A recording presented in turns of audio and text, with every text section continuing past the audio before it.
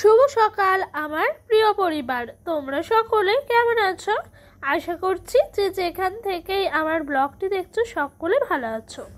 তোমাদের আশীর্বাদ ও ভালোবাসার সাথে নিয়ে আজকের ব্লগটি শুরু করলাম। আজকে হলো শনিবার, এখন বাজে ঘড়ির কাঁটায় ঠিক সকাল 6টা। ঘুমের থেকে উঠেই কিন্তু ঘর দুয়ারগুলো ভালো করে ঝাঁট দিয়ে দিচ্ছি। জানো তো, সকালবেলা যদি ঘুম থেকে উঠে সংসারের প্রতিটা কাজ করার আগে ঘর দুয়ারগুলো ভালো করে পরিষ্কার পরিচ্ছন্ন করে বাইরের কাজ করা হয় না, তাহলে বেশ একটা শান্তি শান্তি কাজ করে আমার। জানো তো, প্রত্যেক দিনের মতো আজকেও কিন্তু ঘর বারান্দাগুলো ভালো করে ঝাঁট দিয়ে পরিপাটি করে নিচ্ছি। আর দেখেছো আমাদের উঠানের মধ্যে কত শুকনো নিম পাতা পড়েছে। যেখানটায় আমি মারুলি দিই সেই জায়গাটাতেও পড়ে একদম ভর্তি হয়ে আছে। সেখান থেকে কিন্তু একটা একটা করে পাতাগুলোকে আমি খুঁটে খুঁটে তুলছি, তারপর মারুলি দেবো। এর ওপর দিয়ে মারুলি দিলেও হবে, কিন্তু কি বলতো, এর ওপর দিয়ে মারুলি দিলে না পাতাগুলো শুকিয়ে একদম কালো হয়ে যাবে, তখন না দেখতে জায়গাটা একদম খারাপ হয়ে যাবে। তাই পাতাগুলো তুলে আগে ফেলে দিলাম, তারপরে সুন্দর করে এই জায়গাটায় মারুলি দিয়ে দিলাম। এদিক দিয়ে ঝাঁপ দিয়ে সোজা চলে এসেছি ওর পারে বাসনগুলো রাখা ছিল রাতের কাজ, সেগুলোকেই মাজা ধোয়া করতে। এরই মধ্যে আমার সমস্ত বাসনপত্রগুলো মাজা হয়ে গেছে, এখন কিন্তু সুন্দর করে ধুয়ে নিচ্ছি।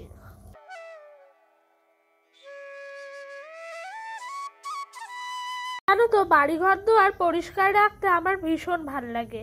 ঘর বাড়ি দুয়ার এবং উঠান, তাই জানো তো যতটা কষ্ট হয় নিজে করি, কিন্তু নিজে করারই চেষ্টা করি প্রতিটা মুহূর্তে। আর আমার মনে হয় যত কষ্টই হোক না কেন আমার সংসারের কাজগুলো আমিই করব। এবং এই ঝাঁট ঝুট দেওয়া পরিষ্কার পরিচ্ছন্ন করাগুলোতে জানো নিজে যখন ঝাঁট দিই অনেকটাই কষ্ট হয়, তারপরে যখন ঘুরে তাকাই একবার উঠানটার দিকে, তখন মনে হয় উঠানটা যেন একটা নতুন রূপ ফিরে পেল। তাই যেন প্রতিটা মুহূর্তে মনে হয় যে নিজের সংসারের কাজগুলো নিজেই করব এবং নিজের বাড়ি ঘর পরিষ্কার পরিচ্ছন্ন এগুলো নিজেই করব। এতে করে না মনের দিক থেকে অনেকটাই শান্তি পাওয়া যায়। আর আমাদের মতো গৃহবধূরা এর থেকে কী বা আশা করে, তারা সব সময় চিন্তা করে যে নিজের সংসারের কাজগুলো করব এবং কাজগুলো করে যে শান্তিটা পাবো সেটাই অনুভব করব। তাই জানো তো প্রতিটা মুহূর্তে না বাড়ি ঘর দুয়ার এগুলো একটু পরিষ্কার পরিচ্ছন্ন করে রাখার চেষ্টা করি। তো তোমাদের সঙ্গে কথা বলতে বলতে ওই দিক দিয়ে আমার কালকেকার রাতের বাসি বাসনগুলো মাজা হয়ে গেছে, এরই মধ্যে ধুয়ে ঘরে উপর করে রেখে আসলাম। তারপরে এই দেখো কিছুটা জামা কান ছিল ডোডোর কালকেকার। তোমরা তো জানো আগের দিন বেড়াতে গেছিলাম, তো বেশ কিছুটা ডোডো জামা প্যান্ট রয়ে গেছিল, তোমার কাঁচা হয়নি। তো সেগুলো আজকে সকালবেলা ভাবলাম না এগুলো এখন সার্ফ জলে ভিজিয়ে রেখে দিই, তারপরে কেচে নেবো। খুব একটা নোংরা হয়নি, তবে জানো তো এগুলোকে আলমারিতে ভরতে যেন আমার একটা কেমন লাগে। তাই জানো তো প্রতিটা মুহূর্তে কেচে কুচে পরিষ্কার পরিচ্ছন্ন করে এগুলোকে রাখার চেষ্টা করি। তো এই দিক দিয়ে আমি কিন্তু সার্ফ জল দিয়ে জামা কাপড়গুলো ভিজিয়ে রেখে দিলাম। জানো তো সকাল করে যেহেতু জামা কাপড়গুলো সার্ফ জলে ভিজিয়ে দিচ্ছি, ভাবলাম সকাল সকাল কেচে দিলে তাড়াতাড়ি করে শুকিয়ে যাবে। কিন্তু ডোডোর এই যে প্যান্টটা আছে না, এটা এত তোমার ভারী প্যান্ট, 2 দিন ছাড়া এটা শুকোতেই চায় না। তো যাই হোক, ওই দিককার মোটামুটি কাজকর্ম হলো। আর আমরা যেই দাদার কাছ থেকে মাছ নিই, সাবির দাদা, তো সেই দাদার কাছ থেকে কিন্তু ডোডো মাছ নিল। মাছের মাথা নিয়েছে 500 ওজনের। তো 500 ওজনের মাছের দাম পড়েছে 50 টাকা। আর এই দিক দিয়ে আমি কিন্তু সাগরের মোরলা মাছ নিলাম। জানো তো এতে করে আজকের দিনটা ঠিক চলে যাবে। যদি এই মাছটা না নিতাম না, তাহলে মনে হতো আরেকটা কি তরকারি করব, ভেবেই পেতাম না। আর সবজি বাজার কি বলো তো, এখন যা সবজির দাম আকাশ ছোঁয়া, সেই জন্য ডোডোর পাপা জানো তো আজকে সেরকমভাবে বাজার যাবে না বললো, যেহেতু 2-3 দিন কাজে যায়নি, কাজ হয়নি। জানোই তো একটা সংসারে 2-3 দিন যদি ঘাটতি থাকে কতটা মেকআপ দিতে হয়। তো বললো না থাক, আজকে আর বাজার যাবো না, যা মাছ টাছ হবে তুমি একটু চালিয়ে নেওয়ার চেষ্টা করো। তো ওই দিক দিয়ে আমি ওইখান থেকে 200 মতো এই মাছ নিলাম। 200 মাছ 20 টাকা। আমার টোটাল আজকে জানো তো দাদার কাছে বিল হয়েছে 70 টাকা। তো দাদাকে আমি আমার কাছ থেকে দিল টাকাটা দিয়ে দিলাম। তো এই দিক দিয়ে মাছের মাথাগুলো ডোডোর পাপা বলেছে পেঁয়াজ দিয়ে একটু ভেঙে চুড়ে তরকারি মতো করতে, ওই ঝাল চচ্চড়ি মতো। তো ওর কথা মতো এই দিক দিয়ে আমি মাছের মাথাগুলোকে দুভাগ করে দিচ্ছি। আর এটি আমার খুব একটা পছন্দ হয় না খেতে। আমার যদি আলু দিয়ে একটু তোমার চিকেনের মতো করে আদা জিরে তারপর রসুন পেঁয়াজ বেটে একটা তরকারির মতো করা হয় না, ওইটা খেতে আবার ভীষণ টেস্টি লাগে। তো ওর যেহেতু এটা পছন্দ, ওর মতো করেই কিন্তু করলাম। আর ওই দিক দিয়ে আমার পছন্দ মতো ওই যে মোরলা মাছ নিয়েছি, আমার না বাড়ির সকলেই খাবে, আমি তো আর একা খাবো না। তো সেই জন্য ওই মোরলা মাছটা ঝাল করব বলে আলু দিয়ে তোমার মাখা মাখা করে ঝাল চচ্চড়ি যেরকম হয় আর কি সেরকম করব বলে রেখেছি। আর যেন ঘরে ডাল সিদ্ধ করতে বসিয়ে দিয়েছি। এগুলো তো শুকনো শুকনো হবে, ডোডো তো খেতে পারবে না, সেই কারণে ওর জন্য একটু ডাল সিদ্ধ বসালাম। ওই ডালটা আমরা সকলেই খাবো, একটু তোমার সিদ্ধ করে ভালো করে ফোড়ন দিয়ে নেবো, তারপরে কিন্তু তোমার হয়ে যাবে। তো এই দিক দিয়ে দেখো আমার ওই তরকারিটা হয়ে গেল। এবার আমি বসাবো তোমার মোরলা মাছ দিয়ে আলু দিয়ে একটা চচ্চড়ি মতো। এই দিক দিয়ে তোমার কুচি করে রাখা যে সমস্ত পেঁয়াজগুলো ছিল সেগুলো সমস্তটাই দিয়ে দিলাম। আর ওই দিক দিয়ে মাছগুলোকে বেশ মজমজে করে ভেজেছি। আর ডোডোর পাপা দুটো তিনটে খেলো, ও বলছে ভীষণ ভাল লাগছে মাছগুলো খেতে। এই মাছগুলো আমার সত্যি খুব ভাল লাগে। এমনি মোরলা মাছ তো অসম্ভব টেস্ট, তবে সাগরের মোরলা মাছ আরোই ভাল লাগে আমার। জানো তো বড় মাছের থেকে সবসময় এই ছোটো ছোটো মাছগুলোই বেশি পছন্দ হয়, সেই জন্য আরও এই ছোটো মাছগুলোই নেওয়া হলো। তো আজকে এইগুলো দিয়েই কিন্তু রান্না বান্নাটা সেরে নেবো।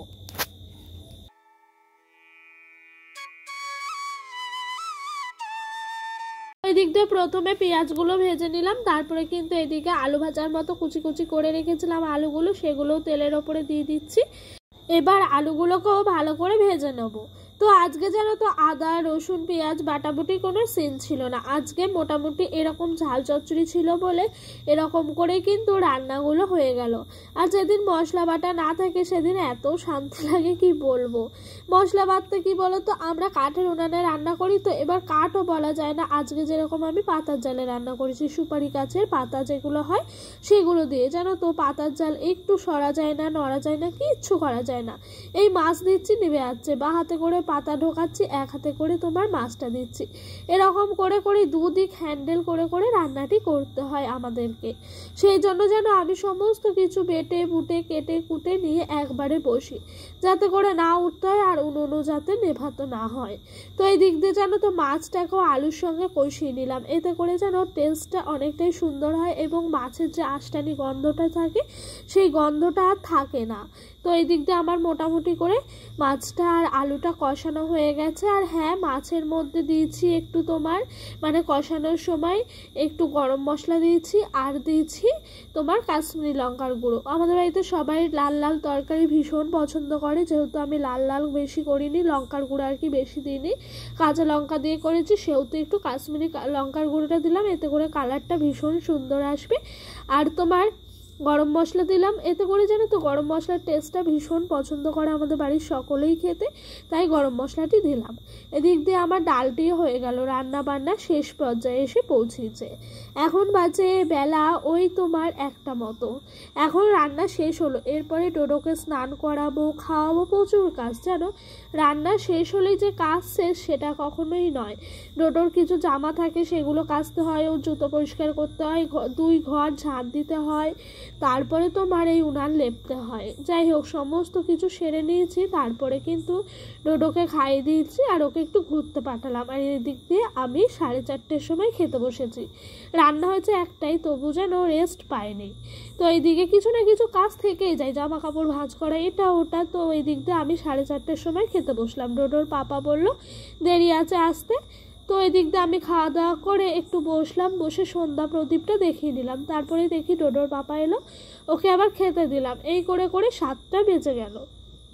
তো 7টা বেজে গেছে, আর জানো তো সারাদিন সময় পায় না এই ঘরের যে সমস্ত ফার্নিচারগুলো পরিষ্কার করতে। ঘরের যে সমস্ত ফার্নিচার বলতে আমার দুটোই আছে, খাট আর আলমারি। তো এগুলোকে একটু ভালো করে মোছামুছি করি, প্রত্যেক দিনই করার চেষ্টা করি, তবে যখন প্রত্যেক দিন পারি না তখন 2 দিন 1 দিন অন্তর অন্তর তোমার করি। তো আর সারাদিন তো সময় পায় না, জানোই তো একটা সংসারে কত কাজ, তার সাথে ছোট বাচ্চাকে সামলাতে হয়, সমস্ত কিছু একা হাতে করতে হয়।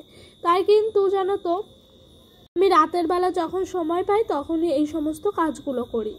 অনেক সময় জানো তো রাতের বেলা বলে ঝুলটুল ঝাড়তে নেই, ঝাড়ি না, তবে আমি মোছামুছিটা করি। জিনিস তো মুছতে সকলেই পারে যখন তখন, তাই একটু মুছে নিই, নোংরা হলেও নোংরাগুলো চলে যায়। আর জানো তো অনেক দিন ধরে ভেবে রেখেছি একটু কলিং আনবো, কখনোই সময় পাই না এবং সময় যখন পাই তখন মনে থাকে না।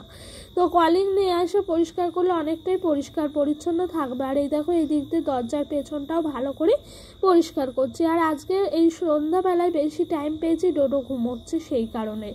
ও আজকে দুপুরে ঘুমোয়নি, সেই কারণে যেন আমার খেতে অত বেলা হয়েছে। ও না ঘুমোলে ওর পেছনে সমস্ত সময়টা দিতে হয়, তো তখন নিজের আর শরীরের কি আর খাওয়া দাওয়া মাথায় ওঠে।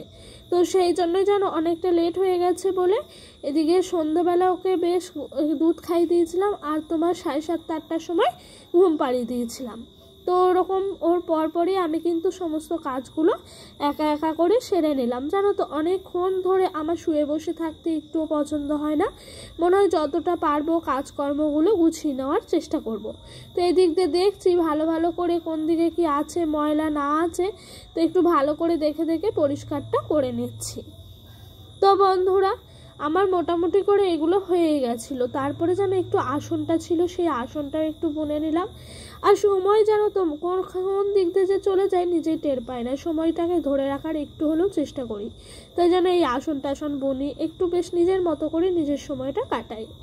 তো আজকের ব্লগটা এই পর্যন্তই। কেমন লাগলো অবশ্যই জানিও। ব্লগটি ভালো লাগলে একটি লাইক আর একটি কমেন্ট করো। আর যদি ব্লগটি তোমাদের আরও ভালো লেগে থাকে আমার এই ছোট্ট চ্যানেলের পাশে একটি নতুন সদস্য হয়েও। সকলে ভালো থেকো, সুস্থ থেকো, বাই। দেখা হবে নেক্সট ব্লগ।